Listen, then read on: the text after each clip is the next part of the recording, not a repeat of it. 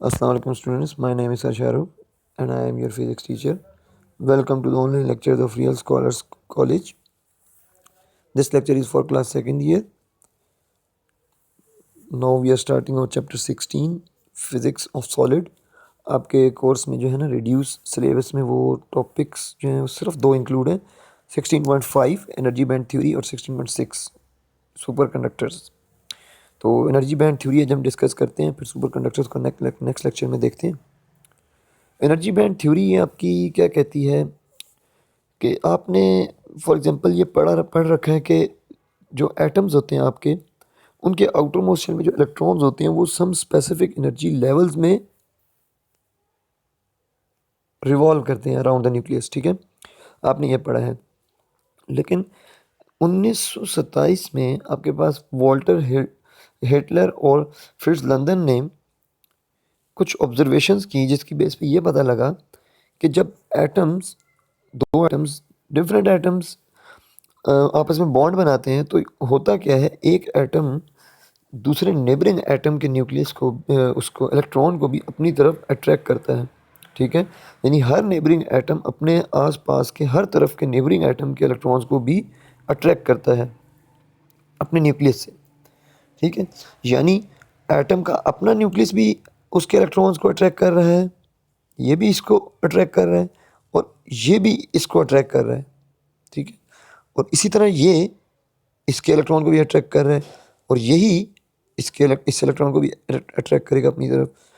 ठीक है, तो हर नेबरिंग एटम जब हर साइड से, ठीक है, अट्रैक्ट करेगा साथ वाले एटम को, तो उससे क्या होगा, आपका इलेक्ट्रॉन कभी भी एक स्पेसिफिक या फिक्स्ड ऑर्बिट में नहीं रिवॉल्व करेगा, बल्कि वो एक एनर्जी जो है वो उसकी थोड़ी सी स्प्रेड हो जाएगी, यानी वो एनर्जी लेवल में नहीं बल्कि एनर्जी बैंड्स में ट्रेवल करेगा। फॉर एग्जांपल, अभी मैं कहता हूँ कि ये वाली जो इस नीचे वाली डायग्राम में आप देखें, ये जो दरमियान वाली लाइन है आपकी, अगर ये वो एनर्जी लेवल था या वो शेल था जिसमें आपका इलेक्ट्रॉन रिवॉल्व कर रहा था, अब हुआ क्या, nucleus of the neighbouring atom उसके अट्रैक्शन की वजह से, किसी भी केमिकल बॉन्ड के अंदर उसके अट्रैक्शन की वजह से एनर्जी लेवल्स में वेरिएशन आ गई, स्प्रेड हो गया, स्प्रेड प्रोड्यूस हो गया। यानी जो इलेक्ट्रॉन यहाँ रिवॉल्व कर रहा था वो थोड़ा सा बाहर या थोड़ा सा अंदर की तरफ मूव कर जाएगा, यानी वो इस अट्रैक्शन की वजह से फिक्स्ड ऑर्बिट में नहीं रहेगा, बल्कि ऑर्बिट के बजाय यानी एक शेल के बजाय किसी बैंड में ट्रेवल करेगा। ठीक है, किसी बैंड के अंदर, यहाँ भी हो सकता है, यहाँ भी, यहाँ भी, यहाँ भी, यहाँ भी, कहीं पे भी हो सकता है। ठीक है, तो इलेक्ट्रॉन्स कहाँ रिवॉल्व करें, अब फिक्स्ड ऑर्बिट्स में नहीं बल्कि बैंड्स में रिवॉल्व करें। ठीक है, तो बैंड्स कैसे फॉर्म हुए आपके पास, नेबरिंग एटम्स की अट्रैक्शन की वजह से। अच्छा, अब जो बैंड्स बने हैं वो बैंड्स अब एक एनर्जी लेवल नहीं रखते बल्कि नंबर ऑफ एनर्जी लेवल्स रखते हैं। ठीक है, बहुत ज़्यादा एनर्जी लेवल्स हैं उसमें। अब वो इलेक्ट्रॉन कभी भी कहीं पे भी हो सकता है, यहाँ पे भी हो सकता है, यहाँ पे भी हो सकता है, यहाँ पे भी, यहाँ पे भी हो सकता है। यहाँ रिवॉल्व करे तो यहाँ करीब रिवॉल्व कर रहा है, पहले वाले जो उसका ऑर्बिट की वैल्यू थी उसमें उसके करीब, एनर्जी लेवल के करीब, या हो सकता है उससे दूर या उसके करीब या उसके ऊपर भी रिवॉल्व कर सकता है। ठीक है, तो डिफरेंट जगह पे रिवॉल्व कर सकते हैं। कहने का मतलब ये है कि अब वो एक फिक्स्ड ऑर्बिट में नहीं बल्कि एक बैंड पूरे में रिवॉल्व करेगा। तो हर शेल आपका इसी तरह फिक्स नहीं रहेगा, बल्कि या एक शेल नहीं रहेगा बल्कि वो बैंड बन जाएगा। ठीक है, तो अब जिन बैंड्स में यानी जिन स्टेट्स में, अब ये बहुत सारी इनफाइनाइट स्टेट्स हैं ना एनर्जी की, ये सारी स्टेट्स हैं एनर्जी की, बट जिन एनर्जी स्टेट में, ये सारी स्टेट्स हैं, बट जिन एनर्जी स्टेट्स में इलेक्ट्रॉन रिवॉल्व कर सकते हैं वो एनर्जी स्टेट्स, यानी ये जो एनर्जी स्टेट्स हैं ये वाली और ये वाली, ये आपके पास परमिसिबल एनर्जी स्टेट्स हैं। मतलब यहाँ पे अलाउ है एक इलेक्ट्रॉन को कि वो ट्रैवल कर सके, परमिजिबल रोटेट कर सके, जहाँ वो एग्जिस्ट कर सके, ये परमिसिबल एनर्जी स्टेट्स। बट कुछ एनर्जी स्टेट्स बीच में ऐसी भी हैं जहाँ इलेक्ट्रॉन को अलाउ नहीं है कि वो रिवॉल्व करे, यानी इलेक्ट्रॉन्स की वहाँ पे रिवॉल्व करने की एनर्जी एग्जिस्ट ही नहीं करती। या तो एनर्जी इतनी होगी कि वो इधर रिवॉल्व करेगा, या तो एनर्जी इतनी होगी कि वो इधर रिवॉल्व करेगा इस बैंड में। ठीक है, तो ये जो दरमियान वाले बैंड है जहाँ अलाउ नहीं है उसको रिटेन रहना इलेक्ट्रॉन को, वो कौन से एनर्जी स्टेट्स हैं? वो फॉरबिडन एनर्जी स्टेट्स हैं या फॉरबिडन एनर्जी लेवल्स हैं। ठीक है, तो यहाँ आपके पास आपको पता चल गया कि बॉन्ड कैसे, एनर्जी बैंड्स कैसे फॉर्म हुए due to the attraction of neighbouring atoms in a chemical bond, और उसके अलावा कौन से परमिसिबल एनर्जी स्टेट्स हैं और कौन से फॉरबिडन एनर्जी स्टेट्स हैं। ठीक है, अब इसी के साथ साथ हम ये देखते हैं कि आपका जो सबसे आउटर मोस्ट शेल होता है, जो कि अब आउटर मोस्ट बैंड से जाना जाएगा, तो उस शेल को पहले हम वेलेंस शेल कह रहे थे। अब वो वेलेंस शेल नहीं है, बल्कि वो पूरा का पूरा वेलेंस बैंड बन चुका है। लेकिन वो वेलेंस बैंड भी सिर्फ वेलेंस बैंड नहीं होता, बल्कि वो भी स्प्लिट हो चुका होता है। ठीक है, और वो जो स्प्लिट हुआ होता है वो किस में स्प्लिट हुआ होता है? वो वेलेंस बैंड और कंडक्शन बैंड में। यानी आपके पास इलेक्ट्रॉन्स की जो एनर्जीज़ हैं वो कभी कभी डिफरेंट भी हो सकती हैं। किससे डिफरेंट हो सकती हैं? वेलेंस इलेक्ट्रॉन से। यानी यहाँ पे आप देखें इस फिगर में, तो आपके पास जो आउटर मोस्ट इलेक्ट्रॉन था, मैंने उसी को एक्सपेंड करके बनाया, आउटर मोस्ट शेल था, वही डिवाइड हुआ है, या उसके दरमियान भी गैप आ गया है, जिसे हमने नाम दिया है फॉरबिडन एनर्जी गैप। क्योंकि यहाँ पे भी इलेक्ट्रॉन नहीं रह सकता, बल्कि कहाँ रहेगा इलेक्ट्रॉन? या तो इस पोर्शन ऑफ द बैंड में या इस पोर्शन ऑफ द बैंड में। अब ये जो आउटर मोस्ट बैंड था, उसमें जो पोर्शन एक बन गया जिसे हमने नाम दे दिया वेलेंस बैंड का, और दूसरा पोर्शन भी बन गया, उसे हमने नाम दे दिया कंडक्शन बैंड का। ठीक है, अच्छा होगा क्या यहाँ पे एक्चुअली है आपका, इसमें या तो इलेक्ट्रॉन्स लोअर एनर्जी स्टेट्स में रिवॉल्व करेंगे या रिमेन रहेंगे, यानी यहाँ पे या तो कोई इलेक्ट्रॉन्स किसी एक स्पेसिफिक एनर्जी लेवल, जिसे हम फर्मी लेवल का नाम देते हैं, फर्मी एनर्जी लेवल, जब इलेक्ट्रॉन इतनी एनर्जी गेन कर लेगा कि वो इस फर्मी एनर्जी लेवल को क्रॉस कर सके, तो वो किस बैंड में आ जाएगा? कंडक्शन बैंड में आ जाएगा, यानी यहाँ आ जाएगा, और फिर वो इलेक्ट्रिसिटी कंडक्ट करने में हेल्पफुल होगा, अदरवाइज नॉट।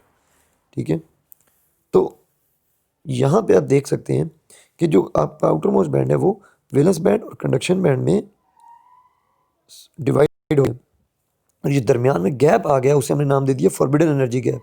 इसको हम रिप्रेजेंट करते हैं ई जी से। ठीक है, ई जी। अच्छा, अब हम क्या करते हैं?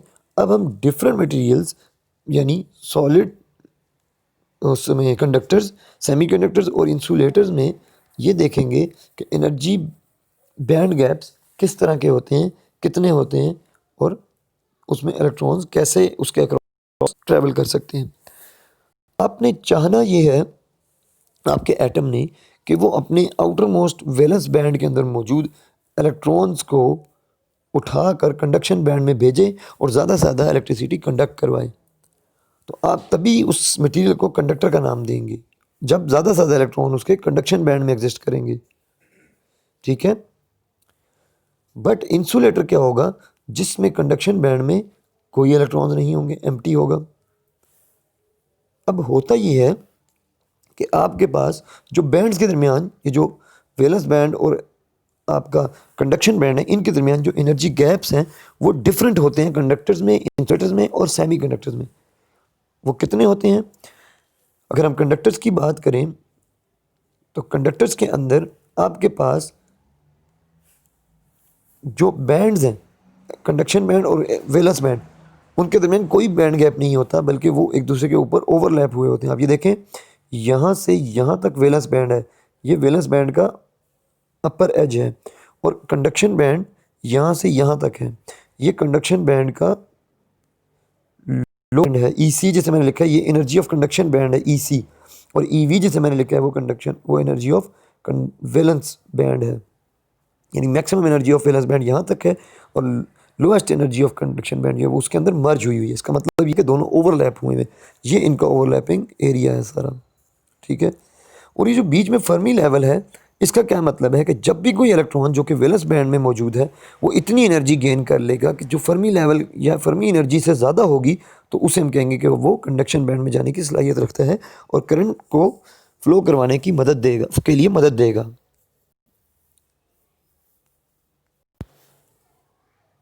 तो कंडक्टर्स के अंदर आपके एनर्जी गैप्स जो है यानी ईजी जो है वो क्या होता है, बिल्कुल भी नहीं होता, क्योंकि ओवरलैपिंग हुई होती है। ठीक है। अच्छा, इसी के साथ अगर हम सेमीकंडक्टर्स की बात करें तो सेमीकंडक्टर्स में आपके पास आप ये देखें कि ये एनर्जी ऑफ, यहाँ पे एनर्जी ऑफ इलेक्ट्रॉन्स है। ठीक है ना। तो ये जो ये वाली एनर्जी है ये आपके पास फर्मी एनर्जी है, यानी इतनी एनर्जी अगर कोई इलेक्ट्रॉन गेन करेगा, ठीक है, सेमीकंडक्टर में, तब वो वैलेंस बैंड से कंडक्शन बैंड में जाने की सलाहियत रखता है। अदरवाइज उसके बाद अगर इतनी भी एनर्जी है तो वो वापस वैलेंस बैंड में आ जाएगा। लेकिन इलेक्ट्रॉन के पास जैसे ही इतनी एनर्जी आई कि वो इस फर्मी लेवल को क्रॉस कर सके, तो वो कंडक्शन बैंड में एंटर होकर करंट प्रोड्यूस करने में मदद देगा।